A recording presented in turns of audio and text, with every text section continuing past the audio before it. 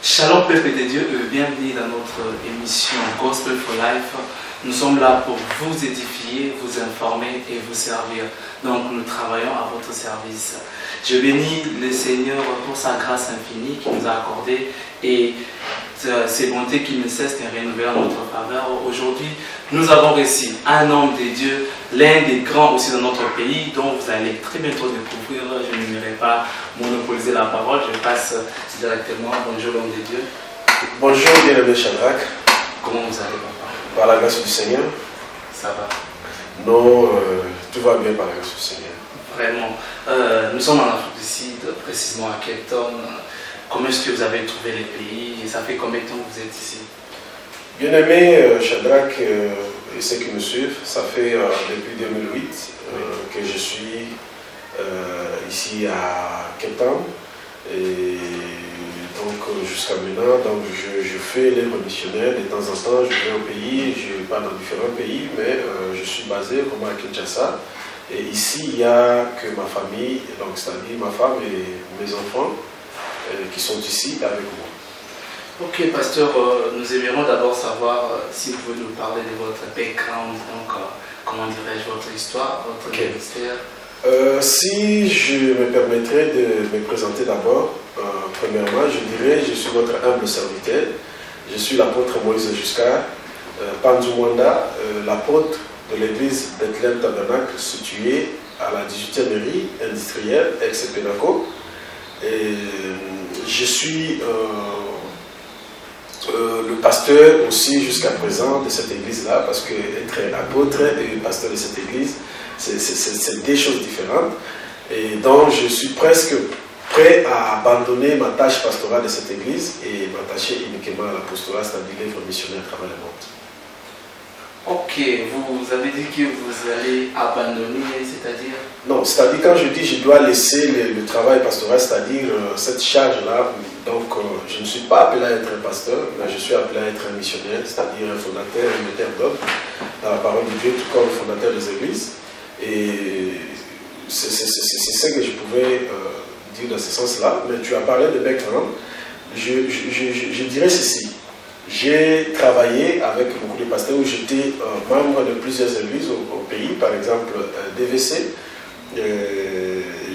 Après DVC, j'étais avec Pasteur Kizamina, qu'on a travaillé aussi ensemble, que je salue aussi de loin. Donc vous avez quand même un père spirituel. Non, bon, quand tu dis un père spirituel, le père spirituel c'est Dieu pour moi. Et puis j'ai eu quand même à avoir des encadrés partout, j'ai fait mes parcours, oui, qui sont, donc je suis en train de citer là, et le pasteur Mapassa Baïmolimo, et il y a le pasteur Kizamina Kibila, il y a le pasteur Baruti Kasongo, et après je suis devenu aussi moi pasteur ou responsable d'une église. Mais vous n'avez pas un père, c'est lui qui vous a formé encore. C'est lui qui vous a baptisé, formé.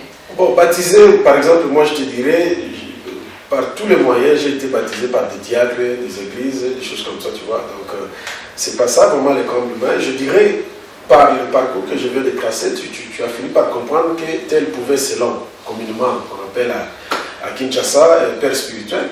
Et donc, parce que la Bible dit n'appeler personne sur la terre père. Vous voyez? Donc, c'est dans ce sens-là que je dis. J'ai eu des encadrés spirituels. Et, par des éminents hommes de Dieu que j'ai cités, le pasteur Mapassa, de Njili, le pasteur Kizamina de Yulo et le pasteur Baruti de Regini Taberna. Ok, merci beaucoup, pasteur. Sans plus tarder, nous allons passer dans nos points essentiels. Pasteur, nous voulons savoir l'impact de l'Église aujourd'hui, l'impact de l'Église du Christ dans notre pays. Est-ce que l'Église a de l'impact dans la vie des gens? Bon, parler de l'impact, je ne sais pas comment tu as abordé ou dans quel contexte tu veux aborder. Dire l'impact, il y a le christianisme que tu veux parler, bien sûr. Parce qu'il y a plusieurs religions, il y a le musulman, il y a tout. Alors, mais parlant de notre religion qui est le christianisme, je dirais que tu verras dans tout le riz de la capitale de notre pays, Kinshasa, tu verras qu'il y a des églises, 2 ou 3 églises, si même à venir. Vous voyez? Là, je dirais que l'impact, c'est que les gens sont religieux, tu vois. La population quinoise est religieuse. Mais parler maintenant de l'impact de travail que ces églises essaient de donner, moi je dirais que c'est un peu négatif dans le sens l'église aujourd'hui a perdu sa mission. Au lieu de faire ce que Dieu a envoyé, de faire des disciples, conformément à la parole de Dieu, l'église essaie de se mêler avec la politique, l'église essaie de se mêler avec l'ONG, des choses comme ça.